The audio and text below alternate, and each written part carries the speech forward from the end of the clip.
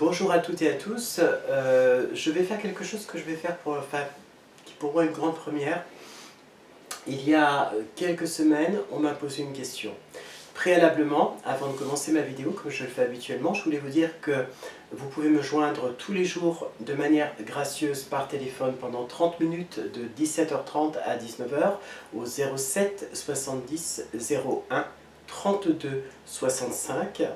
Pour le mois d'août, vous pouvez bénéficier, grâce à cette vidéo aussi, d'une remise de 5% sur la consultation d'une heure, c'est-à-dire au lieu d'avoir une consultation à 50 €, il ne vous coûtera que 47,50 €.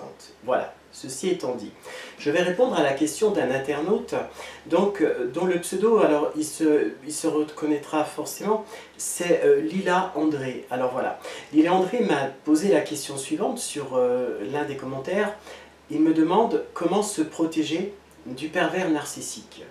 Alors, j'aimerais répondre en vous disant que la première des protections, déjà, c'est de savoir que le pervers narcissique, vous n'arriverez pas à le définir et vous n'arriverez pas à le démasquer plutôt sans un certain temps.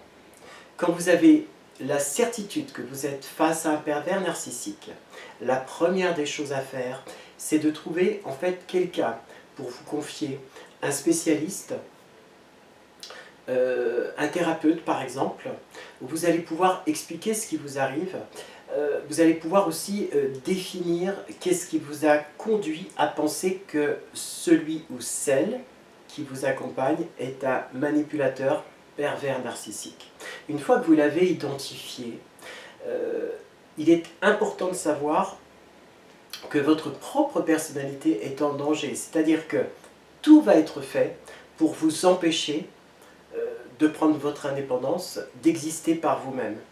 Donc peut-être que la première des protections est déjà d'avoir fait un travail en amont, au présent et en aval, pour vous permettre de bien comprendre par quel mécanisme psychologique vous êtes arrivé en fait dans cette aventure. Comment vous avez fait? Est-ce que la relation que vous êtes en train de vivre est une relation qui vous apporte quelque chose? Est-ce que la violence que vous ressentez est une forme aussi de nourriture pour vous? Alors ça paraît violent ce que je dis est compliqué, mais lorsqu'on a été habitué à la maltraitance, lorsqu'on a été habitué à la soumission, lorsqu'on a été habitué à la manipulation, on a tendance à croire que c'est toute sa vie qui ne peut être que comme ça et que les choses sont tout à fait normales. Encore une fois, je le dis, il y a des mécanismes psychiques qui expliquent à un instant T une relation, une situation, une sensation.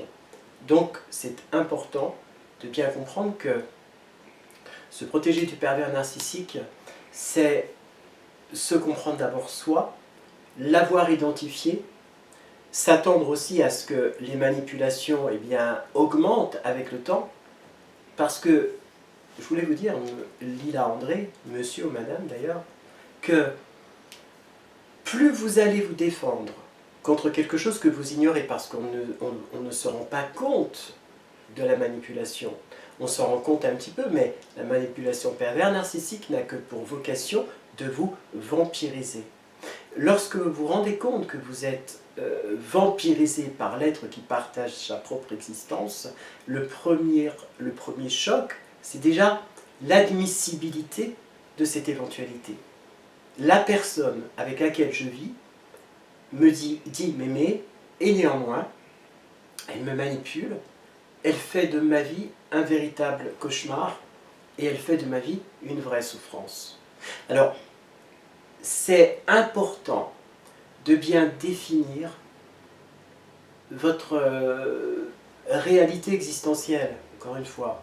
C'est-à-dire où vous êtes dans votre propre vie à l'instant T, qu'est-ce qui vous amène à penser que vous êtes prêt ou prête à accepter telle ou telle chose. Ça paraît étonnant, mais je pense à une patiente qui acceptait cette violence comme quelque chose de normal. Je parle de la violence morale, une fois de plus, hein, comme quelque chose de naturel. Et c'était même pour elle la preuve que son compagnon finalement l'aimait, puisque on l'avait toujours traité de cette façon-là, donc pourquoi changer les choses? Elle avait donc trouvé dans ce mécanisme de répétition une certaine forme de sécurité, un apaisement. Et c'est vrai que ce qui est complètement dingue, c'est que l'esprit met en place des mécanismes à son insu qui très souvent nous conduisent à des périodes de souffrance et qu'on a tendance à rencontrer des personnes qui vont favoriser cette espèce de souffrance à notre insu, encore une fois, puisqu'on n'a connu que ça, pourquoi changer?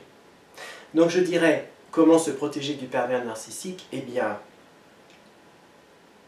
faites en sorte de penser d'abord à vous-même, de penser d'abord à vos propres envies, de comprendre que votre relation, si vous pensez être victime d'un manipulateur pervers narcissique, de savoir que la seule urgence, c'est de le quitter, de penser à vous.